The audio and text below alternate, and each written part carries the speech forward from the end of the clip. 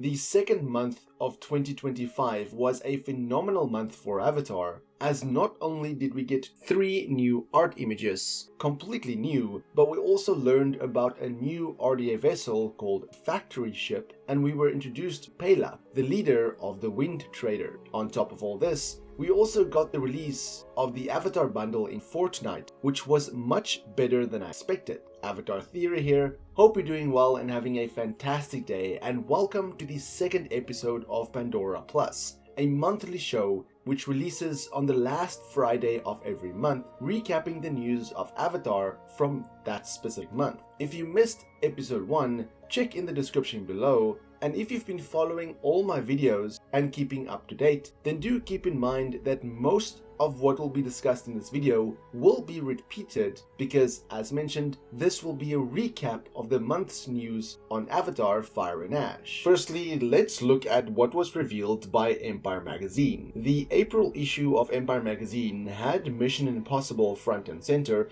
but at the bottom it stated that we would be meeting Pandora's deadly new foes, obviously referring to the factory ship that was revealed. We did not get any behind the scenes photos this time, but we did get 3 new art images that we didn't see before. The article talks about the war intensifying between the Na'vi and the RDA by introducing the battle-hardened Ash people led by Vahang and the colossal factory ship built for Tulkun hunting. Amid the conflict, the vibrant Wind Traders offers a stark contrast with their nomadic lifestyle, with new clans, massive war machines, and Cameron's biggest action sequences yet. This film sets the stage for an unprecedented clash, as they stated, World War Awa. The article starts by talking about the climactic fight in Avatar: The Way of Water, which we know featured Payakan and the Na'vi against the RDA, but it states that it was merely a skirmish. Production designer Ben Proctor describes that confrontation as nothing but a skirmish. In Fire and Ash, audiences will witness an airborne and waterborne battle of epic proportions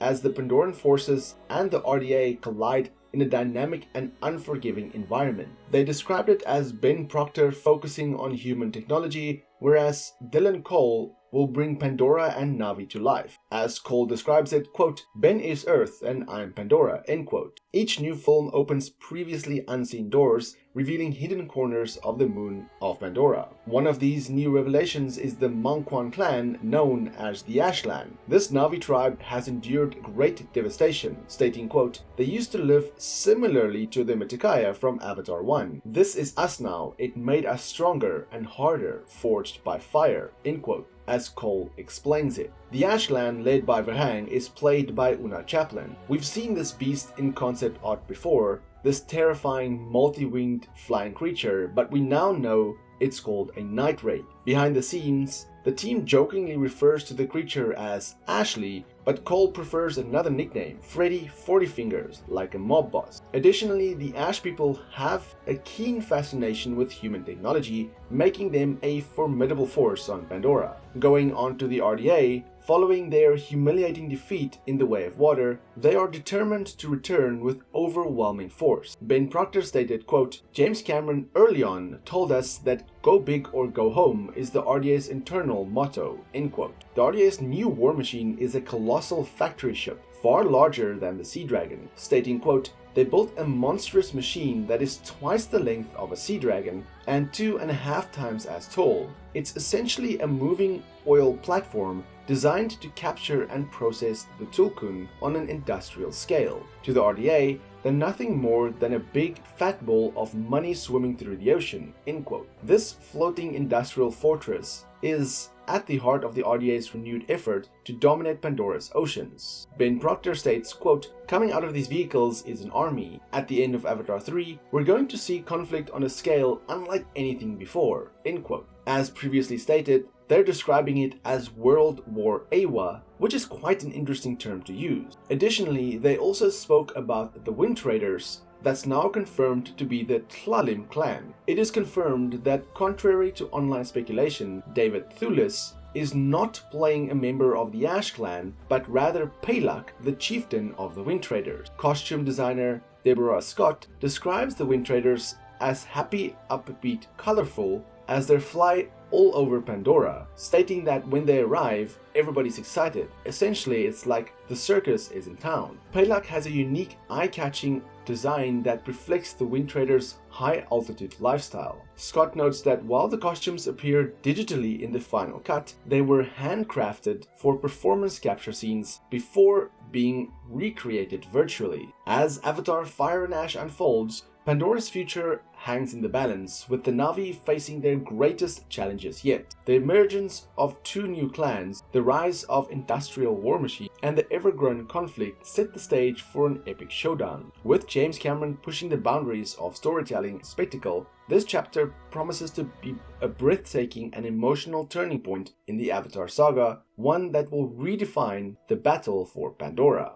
Now, if you do want a deeper dive on all of the art images, I do have videos of those on my channel, but looking at the first concept art we got this month, it is this image right here of the Ash Village. We don't really know who this character is in the foreground, but looking at their build, their hair, and just their overall pose, my guess would be Lo'ak. Maybe he painted himself to look like the Ash Warriors because possibly he's going to infiltrate the Ash Clan, maybe to save Kiri or Spider, perhaps they were captured, as some behind the scenes leaks does indicate that that could happen. Now, the Ash Village itself is the remainder of a home tree, a burnt down home tree, as we know that they used to live not so differently from the Metkayina. And initially when looking at this concept art, you'll be forgiven to think that it is a rock formation, but like I said, it is a burnt down home tree. Now if you look in the middle, there is some sort of symbol, which we have seen in another concept art of the Ash Village.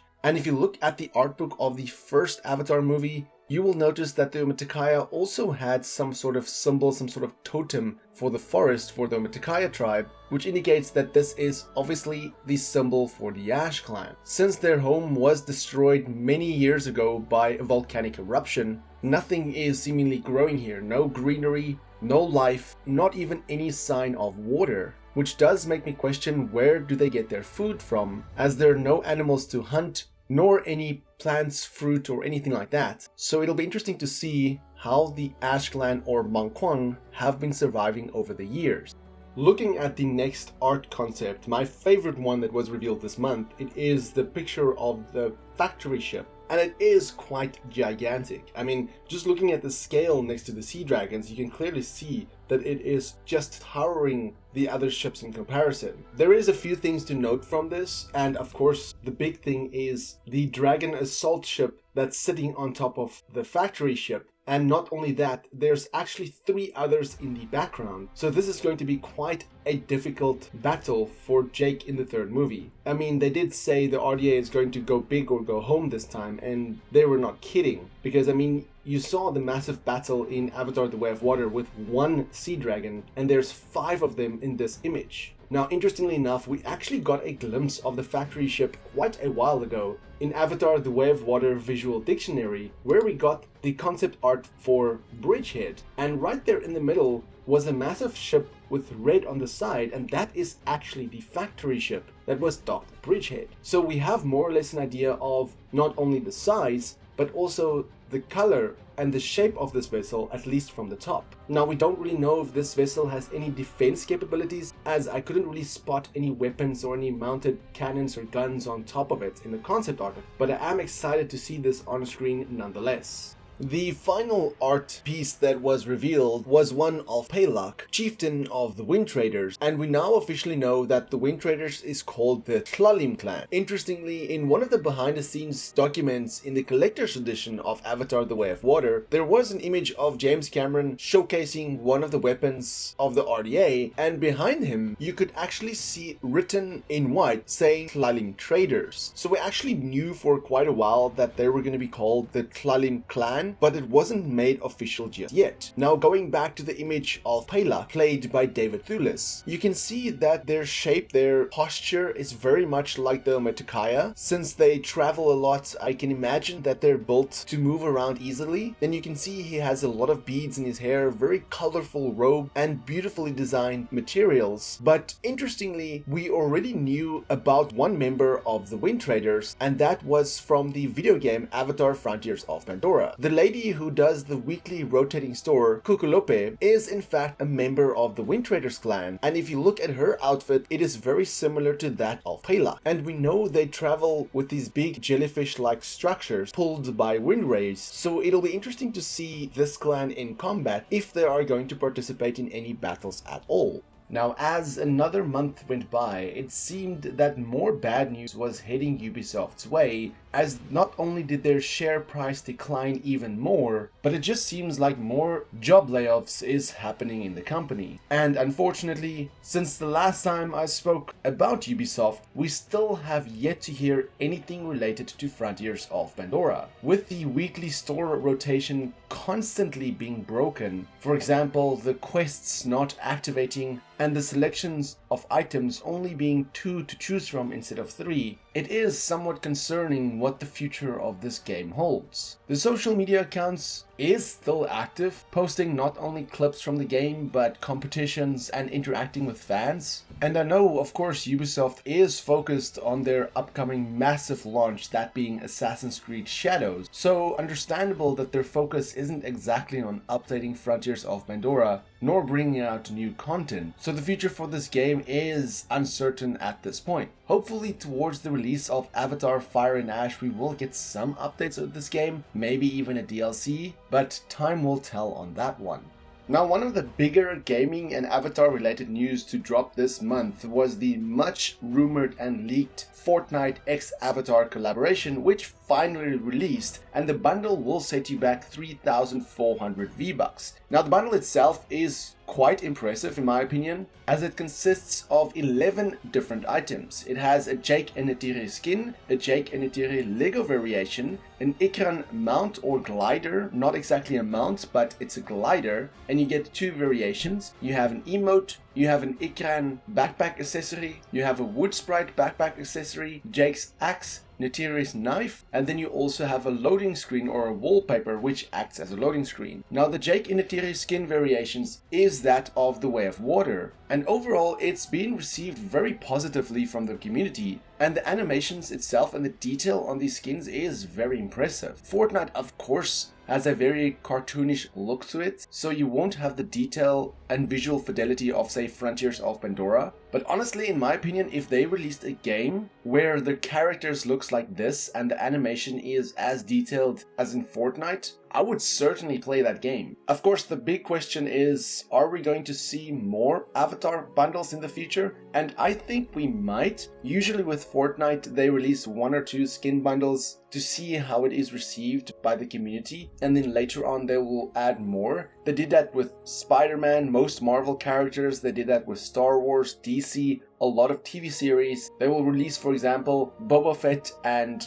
a Stormtrooper, and then if it's received very well, then they will release more characters from the Star Wars universe. So I can see a situation where they released Jake and Neytiri from The Way of Water because it is the most recent movie, and maybe later on release a Jake and Quaritch from the first movie, perhaps even Quaritch and his amp suit, and then down the line perhaps do a recom Quaritch and maybe Loak, and possibly around the time when Avatar Fire and Ash releases, they start to release some skins from that movie. Now, although the Ikrans are very detailed, they only act as gliders and your character kind of surfs them instead of being mounted on them, which is kind of a weird choice, but I do understand why they did it. But overall, I am very happy that this bundle finally released. It's been leaked and talked about for a very, very long time, so we finally got our hands on it, and as it is in a rotating store, if you did miss it this time, then you'll just have to wait. Probably down the line it'll be added once more. Now, as for some bonus stuff that was discussed over the past month, there has been some interviews held with James Cameron, particularly regarding his upcoming art exhibition in Italy, and some of the major things that he spoke about in that interview is the fact that he has seen a cut of Avatar Fire and Ash with the visual effects mostly completed, and also on an article on a New Zealand website, Cameron also mentioned that he's shown a rough cut of the movie to a select few people, and it is arguably the best one of the three and definitely the most emotional. He also stated that the movie is ahead of schedule, so that is good in terms of knowing that there's likely going to be no more delays, and hopefully pretty soon we will get our first still from the movie. Now, speaking of the first still, interestingly, we may have already gotten our first look at Avatar Fire and Ash in the form of this poster right here from Spider. Now, this is a promotional image of Avatar The Way of Water, but if you look at Spider on here, there's quite a few things that stand out. Firstly, he looks much older than what he is in Avatar The Way of Water, and also his hairstyle is somewhat different. He does have a thick piece at the back of his hair going down, and when there was an Avatar interactive experience not too long ago, there was a concept art at that event that showed Spider underwater connected to the Metkayina tree with a Kuru, with his own Kuru, and we know through some leaked scripts that something might happen to Spider in Avatar Fire and Ash, where Kiri saves him and he essentially gets his own Kuru and then are able to breathe on Pandora. Now, if you look at the poster again, you will also see that the background of Spider, he's in the forest without a mask, so that's also kind of a giveaway. And also at the bottom of his chest, he has a scar, and we know at the end of The Way of Water, Neytiri does cut him across his chest, again indicating that this image was taken after The Way of Water. One other thing to note is the fact that he's wearing an outfit from the Metkayina, giving me the impression that he went through some sort of ritual in order to get this outfit. There's also been some behind the scenes images of Spider where he has different tattoos and is also looking quite different, but similar to the image on the poster. Again, going back to giving me the indication that this was actually our first look at Avatar Fire and Ash in the form of Spider. Now, the big question remains is, when will we see the first teaser to Avatar Fire and Ash? There's been no discussion or leaks or rumors on when we will see the teaser, but given that the first teaser to Avatar The Way of Water was released in May, and it was released ahead of Doctor Strange and the Multiverse of Madness, a Marvel movie, which is owned by Disney, it is a safe guess or a safe bet that we will likely see the first teaser to Avatar Fire and Ash in May, because in the first week of May we will see the release of The Thunderbolts, another Marvel movie, again owned by Disney, so it's fairly a safe bet to say that we will likely see the first teaser to Fire and Ash before that movie. Also, with CinemaCon being in April, there's likely a chance that some people will see the teaser then, and then a month later it'll be shown to audiences. So the wait is almost over until we get our first glimpse at Avatar Fire and Ash.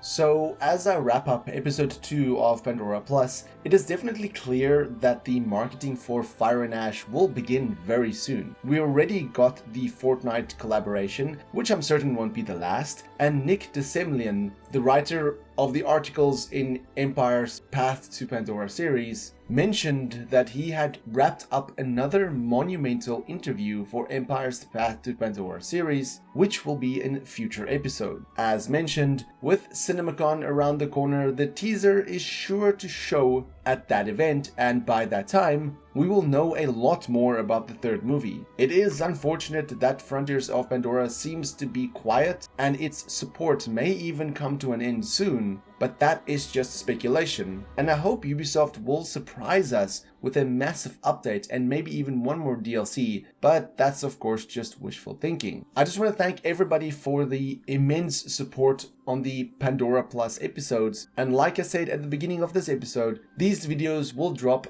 on the last Friday of every month up until the release of Avatar Fire and Ash. But overall, looking back at February, what has been the standout announcement for Avatar Fire and Ash? Let me know in the comments below, and for more Avatar content, have a look at the rest of my channel. Until next time, have a fantastic day and stay safe.